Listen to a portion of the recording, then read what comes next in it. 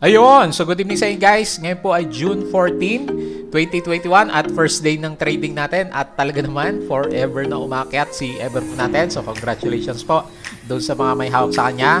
So nag-gain din yung ating index. So congrats din po, especially yung merong bangko, yung Banco de Oro natin. So siya po yung humatak ng ating index. So nag-close tayo 6,917.49 pero medyo may konting magic closing po yung ating galawan sa kanya. Pero nonetheless, okay pa rin yan kahit magic closing kasi meron pa rin po tayong net foreign buying dito sa ating market. So maganda pa rin yung mga naririnig natin na balita, yung mga news na lumalabas is all optimistic pa rin po sa ating Philippine market. Kaya maganda yung prospect natin. Sabi ko nga, mukhang magtutuloy tayo at itatry talaga natin na basagin yung ating 7,000 level naman. So hopefully, para umakyat na rin yung ibang stocks na mga hawak natin at hindi lang sina ASEN at saka si GMA ang patuloy na or ever at GMA7 yung patuloy na umakyat po dito sa ating mga stocks. Ayan. So ito po yung mga trending stocks natin sa ngayon. So si Ever, so laki na naman. Kala ko magre-report sa principal's office to.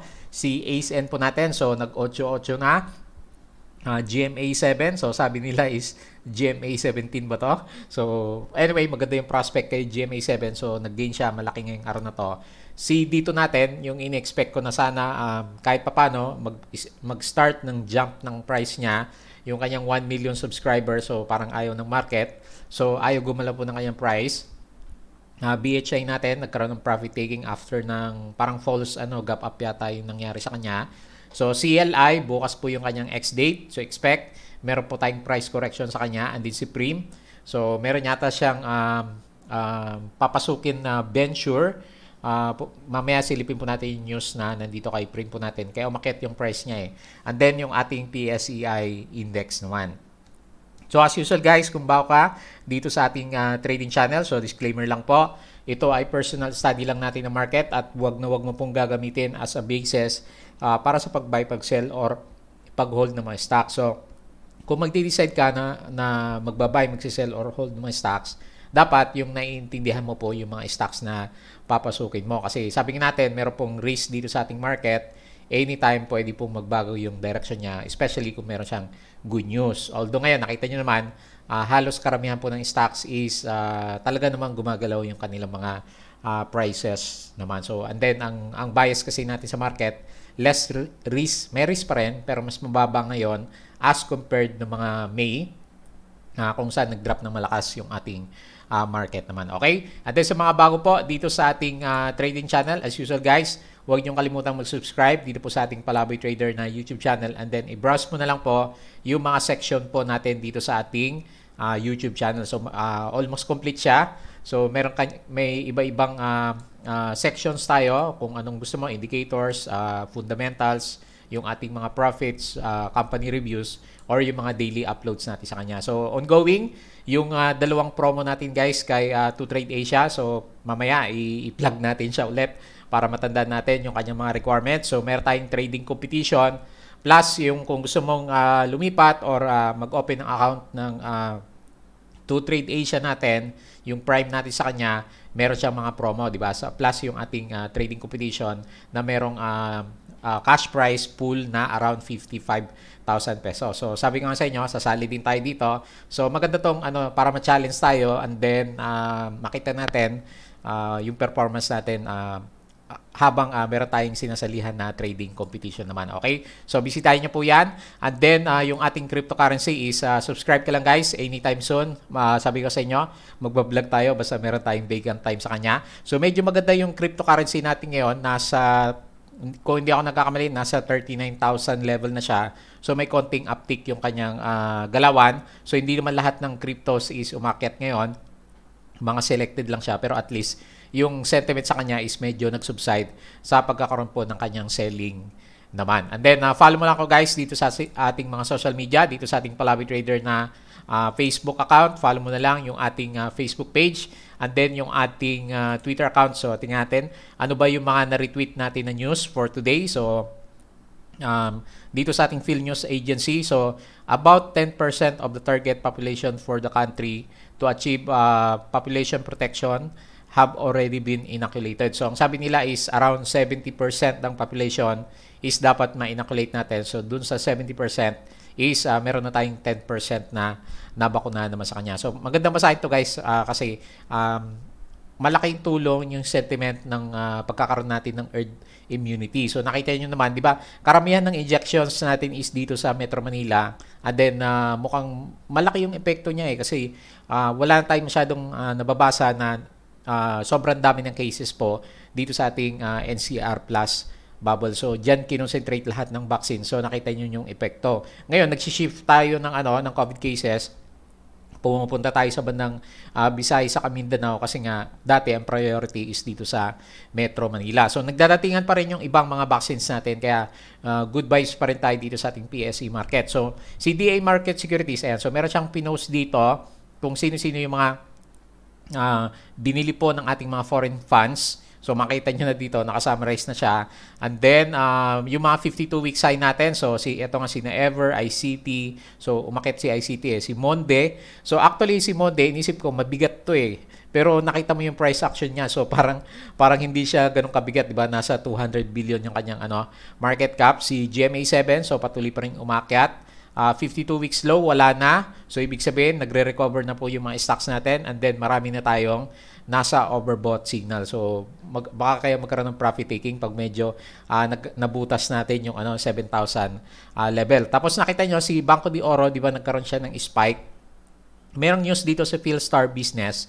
So mukhang gumaganda yung prospects din po ng ating mga bangko. So ibig sabihin, nasa recovery yung ating economy. So tingnan natin yung mga banks natin. So wala pa tayong masyadong review since February yata yun kasi hindi maganda naman yung galaw nila. Pero marami na ang nasa position para magkaroon po ng mga breakout. So kung wala pa kayong banks, silip-silipin natin yung ating mga bangko naman. And then, meron tayong the country is now capable of vaccinating over 200,000 Filipinos daily. So, ang dami niyan June 14, sabi ni Sir Vince Dison. So, pwede natin basahin ito guys Very interesting to kasi, ayun ang laki niyan, 200K per day COVID vaccines po natin. So, ang laking tulong na ito. So, kaya talagang nasa recovery po yung ating market sa kanya. Dividends, ayan. So, mahilig sa dividendo. Si Philstocks, meron siyang nilagay dito. So, basahin na lang natin. And then, yung iba pa po na information, si PAL, RLC, DMC, MPI, Converge. So, meron palang si Converge. Meron siyang good catalyst. Kaya pala nag-breakout siya last time. Na-include siya sa FTSE Renaissance IPO Index at saka FTSE Asian All Share Index. So, yung mga napapasama dyan, di ba? Yung mga tinatanggal, bumabagsak. Pero yung napapasama is nag-upgrade po or pinapasok siya ng ating mga foreign investors. Kaya maganda yung galawan na nakikita natin dito kay Converge. Tapos, parang may pinapalabas na dito na news yung si Globe Telecom, yung kanyang modem or pocket wifi. So mamaya pag-usapan natin is kino-convert yata siya para kay dito natin. Ayan, so tingnan natin mamaya. And then meron tayong news dito. So ito yung kay Converge ICT naman natin. Okay? So tignan mo na lang po yung ating Twitter. So medyo interesting yung mga na-retweet natin sa kanya. And then yung ating Patreon is officially close na muna. So, sa mga gusto pong sumali o magkaroon ng trading community, so ito po yung ating pinaka-channel sa kanya, i-visit mo na lang po siya. So, pero ngayon, cleanos ko na muna para makapag-focus ako sa mga kasama natin dito sa Patreon. So, last weekends, nag-review na kami, nag-start na kami ng review, especially yung mga bagong pumasok po. So, anyway, dito may trading community, so kasama natin nag-trade, nakaka-chat natin yung mga kasama natin. And then, meron din tayo mga Zoom, chat Zoom, group Zoom, Zoom video chats individually or group yung ginagawa natin. So, meron kasing section dito kung gusto mo ng mga lectures. Meron din naman siya. Ayan. So, bisitahin mo po to. July 2 po ulit yung ating opening naman sa kanya. So, every second day of the month, yung opening natin. And then, after 2 weeks is kino-close na po natin siya.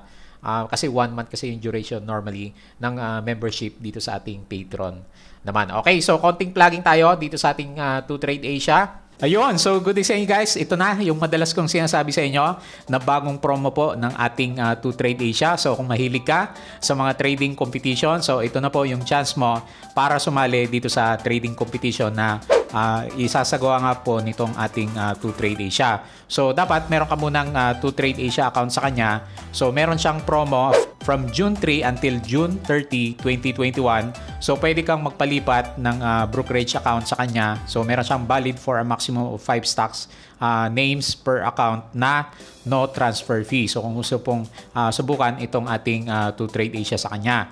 So pag meron ka ng 2Trade Asia account, pwede ka nang sumali dito sa ating trading competition kung saan medyo exciting po yung kanyang mga prices. So meron siyang around cash prize pool na 55,000 pesos and dito po yung distribution ng ating prices. So medyo malaki din yung makukuha ng ating first place. So abot siya ng 25,000. Yung second place po natin is 12,000 pesos. Third place is 8,000, fourth 6,000 and then yung fifth po natin is 4,000 pesos naman. So, para sa mechanics, para makasali ka po, bukod sa pagkakaroon mo ng 2Trade Asia account sa kanya, pwede mo pong i-visit yung ating 2Trade Asia Facebook page naman. So, ito po siya. And then, tignan mo na lang po yung mechanics niya dito. So, sabi niya dito, put your strategy to the test. The most awaited trading competition is finally here. Yung ating 2Trade live sa kanya. And then, yung competition po natin ito is magra-run lang for July 1st, 2021 until August 31, 2021 naman. So, yun nga, sabi sa inyo, yung overall cash prize pool natin is 55,000 and then distributed po yung ating mga prizes naman sa kanya. And then, meron din siya, bukod dun sa mga cash prizes natin, yung exclusive merchandise dun sa ating mga top 30 applicants. So, meron siyang link dito guys. So, ito na lang po yung puntahan nyo. I-visit nyo po itong page natin na to sa kanya. And then, meron tayong 2Trade Asia link kung paano mag-join sa kanya. And then, kung wala ka pang account is dito naman sa link na to. Or, pwede mong gamitin yung una nating promo sa kanya, yung magre-register ka po sa ating 2Trade Asia Prime gamit yung code natin na Palabi Trader. So, meron kang possible na discount pag yun po yung ginamit mo na referral code naman. Plus, meron din tayong cash prize doon sa isang promo natin sa kanya, di ba? So, bubuno tayo ng isang pangalan doon na pwedeng manalo po ng 10,000 pesos naman sa kanya. So, ang daming promo ngayon ni 2Trade Asia natin. So, para matry po itong broker natin na to, so kung okay ka sa kanya, take this opportunity para i-try mo po yung ating 2Trade Asia na brokerage platform naman. Okay?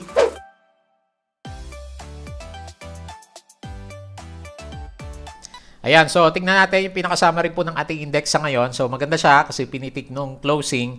Pero si finance, ito, dire-diretsyong umakyat. Si industrial, okay din.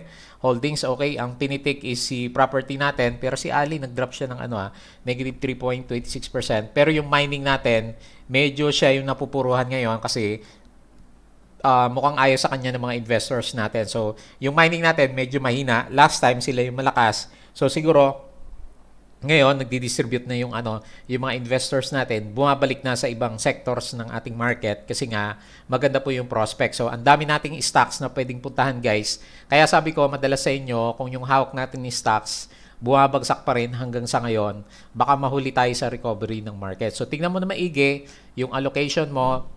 Baka mahal na natin masyado yung stocks natin, tignan mo muna. Kasi kung trading ka, kailangan pumunta ka doon sa mga stocks na gumagalaw para kumita po yung ating portfolio. Kasi may tayo may time frame ng rally. So, minsan, malakas siya na dire-diretso and then, nagkakaroon siya ng pullback. So, ang hindi maganda doon, kung yung hawak mo ng stocks, hindi niya kasabay sa rally and then nag-pullback si market, most likely, kasama din siya na magpo-pullback pa rin. So, yun yung disadvantage ng naka-focus ka lang sa few individual stocks na depende naman sa iyo, depende kung long-term investing yung yung target mo sa kanya. Pero sinasabi ko lang is a perspective po ng ating traders naman kasi ako trading talaga yung yung pinaka-perspective ko sa kanya. So madalas hindi ako mahawak ng stocks ng sobrang tagal. Ayan, so ganoon lang naman yung sa trading natin. Okay? So anyway, ang pinaka main gainer natin ngayon is si Emperador. So paparamdam si Emperador natin Si Banco de Oro nag-gain po siya ng 4.01%. Si LTG medyo nag-start na yata kasi meron siyang dividendo, 1.8% yata yung dividends. Aboitiz, ang laki din ng ginalaw niya at saka si Globe. So ang nag-drop sa atin is si SM. Pero si Ali yung ano, medyo pinaka tinamaan niya yun. Kasi ang ganda na rin kasi ng run up niya for the last few days. Ang laki ng gain dito kay Ali kung susukatin mo siya mula sa kanyang breakout point is more than 15% naman siya. Ayan. So, wala masyadong gumalaw na foreigners. So, ibig sabihin, nandiyan lang po sila kasi billion-billion yung pumasok last time. Nagbabantay lang sila. So, 27% lang yung galaw niya. And then, majority ng mga nagtitrade sa atin is yung ating mga local. So, yung traded value natin is above normal naman last time, 5.76 billion. Pero medyo mahina pa rin yan. Ayan. So, meron tayong net foreign buying sa kanya. Nasa 61 million. So, hindi ko alam bakit hindi tali itong si ano si 2Trade natin. Si Investa, ang sinasabi niya is around 20 plus million. Pero itong si 2Trade natin is around 61 million. So, anyway, tinitingnan ko na lang is positive po yung ating net foreign buying naman sa kanya. Okay? So, tingin tayo dito sa ating charting. So, okay, nagagandahan tayo dito sa galaw ng ating market. So, parang yung ginawa niya na drop kanina, parang retest malapit dito sa MA9. So, ibig sabihin, malaki yung chance ituloy niya yung rally niya kung siguro pagagalawin ng ating mga foreign investors. Kasi yung galawan natin, yung pagka-green natin sa ngayon is mostly local po yung nagpagalaw. Pero ang ganda ng prospect niya kasi yung pinapakita ng mga kandila natin, talaga pong uptrend yung kanyang direction. Ayan, so, medyo nagbago yung indicators natin. Ayusin natin. Ayan, so tingin natin is uptrend pa rin tayo. Maganda po yung prospect na nakita natin. Nasa overbought na tayo guys pero yun nga, hindi naman sobrang overbought. So around 70 lang yung RSI natin. So malaki pa rin yung chance na na gumalaw pa rin paakyat po yung ating index. Kaya ako naglilina ako this week. Hanggat wala tayong negative news sa ating market, babasagin na po natin yung ating 7,000 level. Hopefully, para umakyat pa po yung ating mga hawak na stock. So yung ating MACD, medyo nanghihina siya kasi parang pa-curve yung direction. Pero bukas pa rin naman siya. Yung ating blue line is nasa ibabaw pa rin naman ng ating red line. Kaya yung vibes natin dito sa market is okay na okay pa rin. So, tingnan natin yung mga news na nakita natin. So, yung ating COVID cases muna. Tingnan natin Yung ating COVID cases, hindi ko napansin ngayon pero yung kahapon, so 8,000 pala, 8,003 yung ating COVID cases. Pero anyway, nandiyan pa rin tayo sa level na controlled ng ating government. Kasi yun nga, yung 7-day average natin, June 13 is 7,200. Yung ating 7-day average is nasa 6,594. So, okay. Kung titignan mo kasi yung picture dito, madaling ma-establish na nagkaroon lang siya ng bounce, pero stable naman po yung ating COVID cases naman. So, hopefully, matuloy na yung 200k vaccines per day. Ang laking tulong niyan sa pag-prevent po ng pagkakasakit ng sobrang malala dito po sa ating COVID. And then, syempre, yung pagbubukas po ng ating economy, yun naman yung pinakaantay natin sa kanya. So silip tayo ng konti dito sa ating cryptocurrency. So, ito yung sinasabi ko sa inyo kanina. Nasa 39,000 level po ngayon itong si Bitcoin natin. So, good yan. Medyo stable na yata siya, no? Kasi last time, nag-32 yung pinaka-bottom niya, 32,000. And then, nag-bounce na siya. So, laki din ng bounce niya, 8% itong si pinaka-Bitcoin natin. So, pag itong si Bitcoin natin, maganda yung galaw niya. Marami sa kanila is puro green din po yung makikita natin. So, makita mo dito, halos green po lahat ng ating mga cryptocurrency. Si Dodge natin, nasa 3.26%. Pero, yung ating price sa kanya, nasa 0.32 dollars. So, hindi na siya kasi laki last time nung ginalaw niya. Umabot yata ito ng 0.4 or until 0.5 itong si Dogecoin naman natin. So, nag-drop lang siya ng sobrang laki after po ng kanilang correction naman. So, tingin tayo dito sa ating US market. So, mukhang maganda. So, green na naman yung kandila nila, no? And then, last Friday is okay. So, napaka-bullish talaga dito sa US market. Hopefully, sumunod na rin po yung ating Philippine market. And then, dito sa bandang Europe is makita mo, okay po siya. So, green na green po yung ating mga indicators. Asia, medyo nag-drop siya, no? May mga nag-drop sa kanya Si China natin, Shenzhen, negative 0.62%, pero the rest, very green naman siya. So, ibig sabihin, maganda pa rin yung trading environment natin, guys. So, walang masyadong in-expect na negative. So, hopefully, magtuloy po yung galawan ng ating index. Kaya na siguro niya, basagin 7,000 level for this week. So, yun naman yung bias ko sa kanya. And then, magkakalaman dito sa about 7,100 level siguro. Baka dito na yung pinakauntog ng ating index. Kasi wala pa siyang Wala pa siyang masyadong malakas na pullback. Yung mga ginawa niya dati is pause lang to. Pullback din siya pero masyadong maliit. So parang ang mga mini flag formation lang siya, which is very bullish. Wala pa tayong mga pullback na medyo ganito, yung medyo critical. And then nire-retest ng matagal yung ating MA. 9 naman sa kanya. So ibig sabihin, very bullish pa rin po yung ating mga stock. So kung medyo hindi gumagalaw yung stocks na hawak mo, be patient lang kasi darating din naman yung time. Magre-recover po din siya kasi yung prospect, yung overall market po natin is maganda. So konting antay lang, iwas muna sa FOMO natin, pero itong si Ever natin, talaga naman nakaka-FOMO na yung galawan niya kasi for the day, umakyat po siya ng more than 30% yung nakita ko sa kanya. So tingnan natin yung mga nagpagalaw na naman dito kay Ever po natin. So forever, yung galawan natin sa kanya. So, nag-gain po siya. Laki 35.06%. Net foreign natin is selling. Nag-sell siya, negative 525,000. Pero majority ng players po natin is si Cole saka si Timson, yung ating buyer. And then si Cole saka si Bernard naman, yung ating Bernard, yung ating pinaka-seller naman sa kanya. So, tingnan natin yung kanyang chart. So, sobrang parabolic. Nandiyan pa rin po kasi yung yung mga investors natin or traders sa kanya.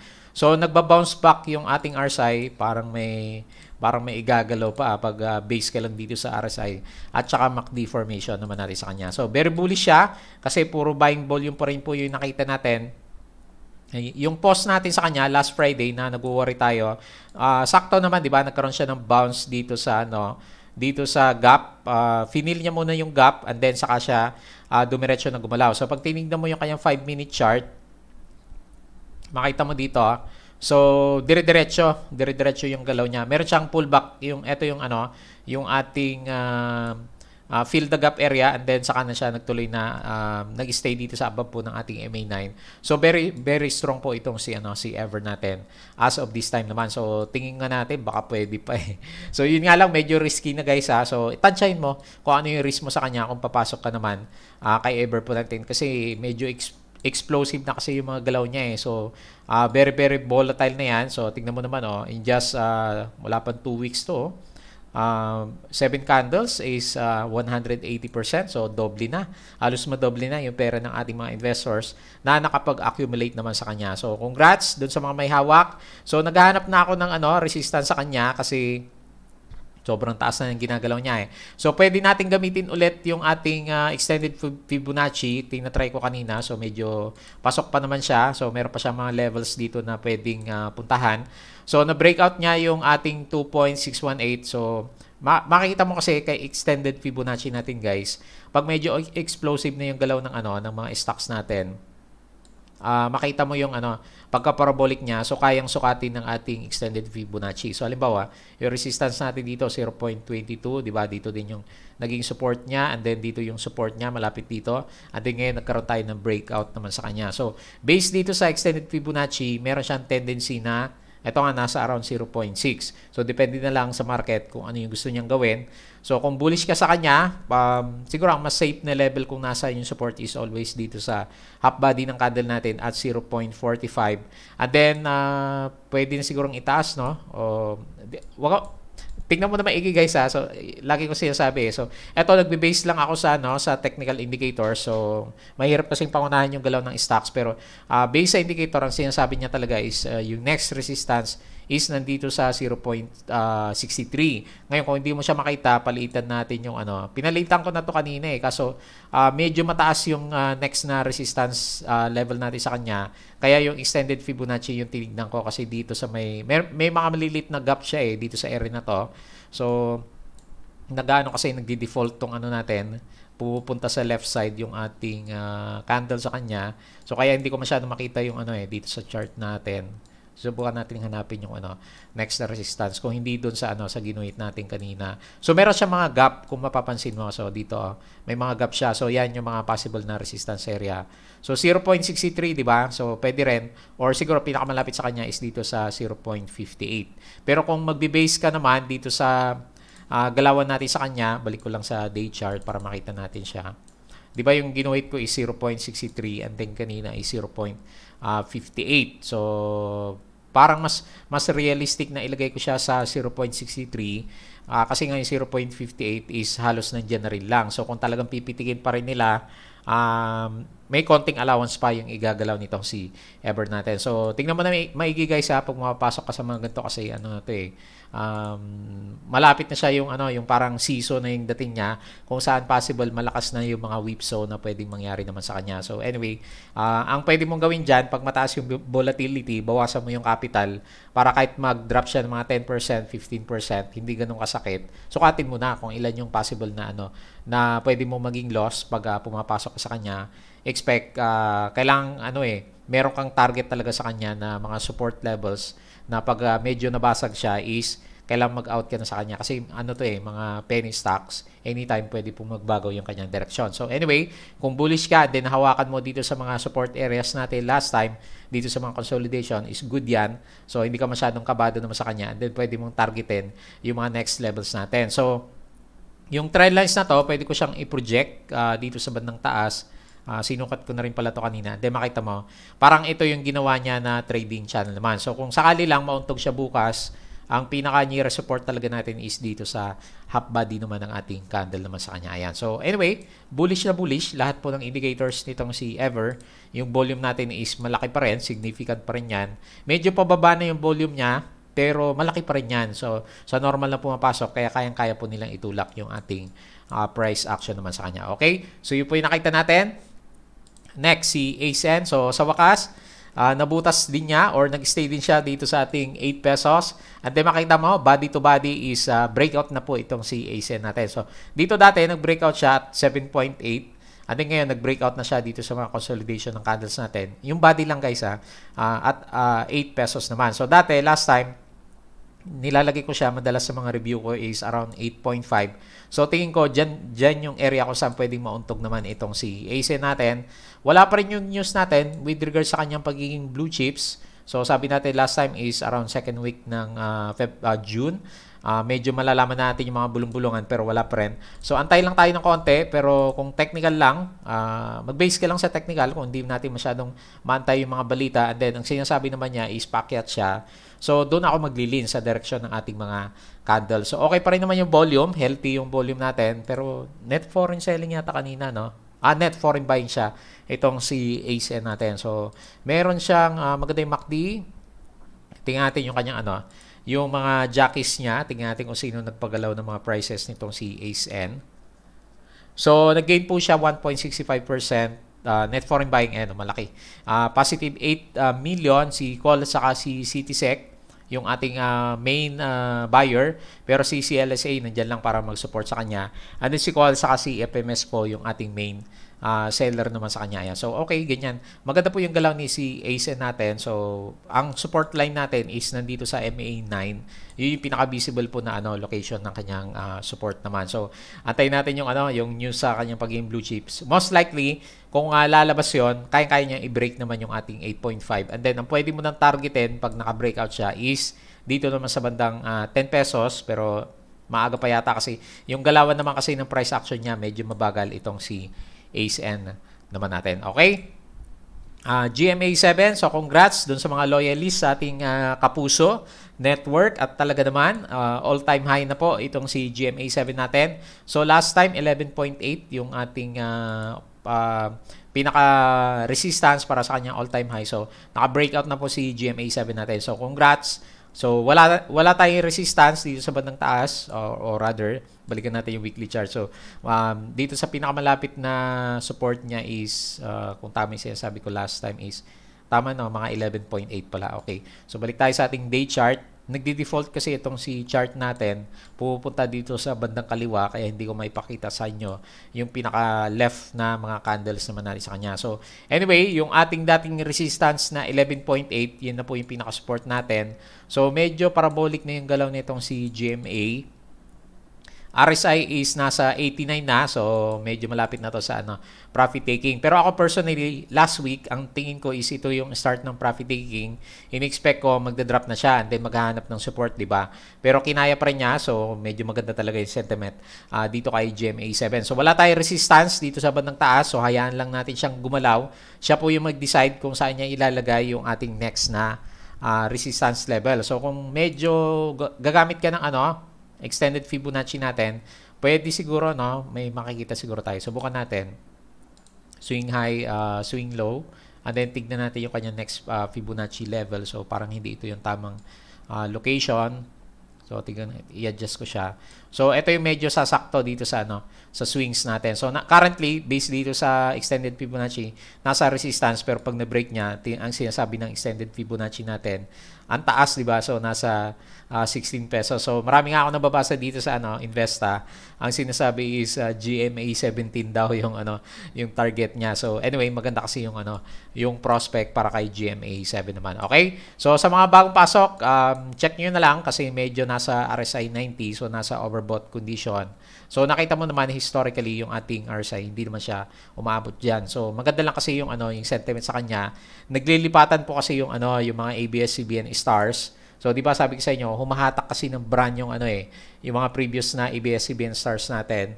So especially yung isang talent manager, si Mr. M, Johnny Manahan ba yun? Kung hindi ako nagkakamali, is gustong lumipat dito sa GMA 7. So yung mga talents niya is marami din siyang hawak. So pwede niyang ilagay dito. Siyempre yung mga brands natin, yung mga nagbibigay ng commercial sa kanila, sasama din, di ba? So yun yung advantage ng pagdami ng mga artists kay GMA 7 Plus. In the future, ang tinitingnan naman ng karamihan is yung ating election. Siyempre gagastos yung mga kandidato, di ba, para sa mga campaigns nila. So malaki kasi ang kita ng mga broadcasting network during election time naman. Okay po. So ganda ng volume, pataas pa rin. Pataas pa rin yung price action. So follow mo lang kung ano yung gustong sabihin nitong si GMA 7. Okay, next tayo kay dito. Yung news na nakita natin sa kanya last Friday, ilang araw din na lumabas yun. Hanggang Sunday lumabas yun. Kaya nag-expect ako kahit papano yung mga kasama natin dito, meron siyang good vibes ngayon, pero mukhang hindi talaga. Ayaw pa rin nila kasi imbis na umakyat siya, yung mga news niya nagiging sell on news daw yung epekto kay dito natin. So anyway, kung technical ka guys, observe mo lang yung technical, nasa downtrend, bumabalik sa downtrend direction po itong si dito natin. So not so good based dito sa mga price action natin. So kung medyo short term ka, tignan mo muna. Kung long term ka, so kasama yan, sinabi ko na noon pa. Pero sa ngayon, since downward siya, so careful lang kung traders ka sa kanya, naghahanap pa po ng support level itong si dito. Ngayon, nire-retest niya yung ating MA20. So, confirm, meron tayong descending triangle formation. Ang hindi maganda makita sa kanya is magkaroon siya ng breakdown ng price dito sa ating MA20 level naman. So, tingnan natin yung kanyang pinaka-performance. So, ang main buyer natin si Call saka FMS. So, wala tayong masyadong foreigners. Ayun, lumalabas sila. Negative 3.4 million. Si SB Equities yata to, no? Or si CLSA pala. Yung pinaka-foreigners natin. So, si Call at SB Equities, yung mga main players natin. And then, nag-loss pa tayo ng negative 1.87% naman. So, medyo nawala na talaga yung natin, yung mga trending natin last time, di ba? So, nakita mo si Mary Mart, nag-drop. Si dito natin is nagda-drop na rin. Yung iba pa, di ba? Apollo, BSC, medyo na-green. Yung isa pa, si PHA natin. Ayan, so, medyo nagbago. Ito yung sinasabi ko sa inyo guys, nagbabago yung shift ng sentiment ng market. So, kung hindi ka medyo mabilis gumalaw, baka maiwan ka dun sa mga nagre-reverse sa mga stocks natin. So, kaiba lang yan kung talaga long term yung prospect mo naman sa kanya. So, iba yun. So, lagi kong sinasabi is all about trading naman. BHI, medyo nagkaroon tayo ng pause. Meron na pala akong drawing sa kanya. So, ito yung ginawa natin nung isang araw. Nakita nyo naman, so, di ba, meron tayong trading channel na drenowing. So, halos sakto, nag-resist siya. So, hindi ko pala na-erase yung, na-save ko yung, chart natin last Friday. So, medyo malakas yung selling natin, So, anyway, maganda pa rin siya kasi eksakto, nagkaroon siya ng support dito sa almost half body ng candle. Ang gusto ko naman makita sa kanya para magtuloy po yung price action natin at hindi babalik dito sa mas mababang support level. Hanggang dito lang siya bukas. So, bantayan natin na maigi. Sana hindi na, yung candle natin, hindi magkaroon ng drop below pa ng half body ng ating candle. Ayan. So, nag-overbought siya. So, nag-profit taking muna yung iba. Maganda pa rin naman lahat ng kanyang indicator. So, tingnan natin ilan yung medyo bumagsak dito kay BHI. Nag-loss po siya, negative 2.22%. May konting net foreign buying na 246. And then, si Call at BDO, yung main buyer. Yung main seller natin is si Call at saka si FNS. So, wala masyadong foreigner na gumagalaw dito kay BHI. naman natin. Okay? And then si CLI bukas guys, kung kailan nabenta natin, saka naman umakyat na itong si CLI natin. So, ganda ng closing niya. So, nag-green po itong si CLI natin. And then, kung mapapansin nyo, itong si CLI natin, meron siyang pa konti-konti na net foreign buying. So, medyo matipid nga lang. Ngayon, nagkaroon siya 3.6 million or rather, sorry, yung ating foreign buying sa kanya na net is, 3.6 million. Nag-gain siya ng 1.96%. So, call FMS yung ating main buyer, si call at saka si SPCLST yung ating main seller naman sa kanya. So, bukas, X-date, expect, magkakaroon na po ng readjustment ng price itong CCLI. So, gaano siya kalaki yung drop? So, kung tama yung computation natin sa kanya, nasa around 3.2, 3.3 yung i-correct po nitong CCLI. So anyway, yung pag-drop naman na yun guys is compensated naman yun kasi magkakaroon ka ng 123% stock dividends. Ayan. So sa mga long terms, congrats po sa inyo. Dadami yung shares nyo at pag nag-appreciate yung price, so doon naman kayo babawi sa kanya pag nag-appreciate ulit yung kanyang price action. So tingnan natin bukas kung tama yung computation natin sa kanya. More than 3 pesos po yung i-correct nitong CCLI pagdating po ng kanyang X-date naman. So ako, ang ginawa ko kay CLI is trading. So bumibili ako sa kanya last time dito sa mga area na to na nagko-consume siya.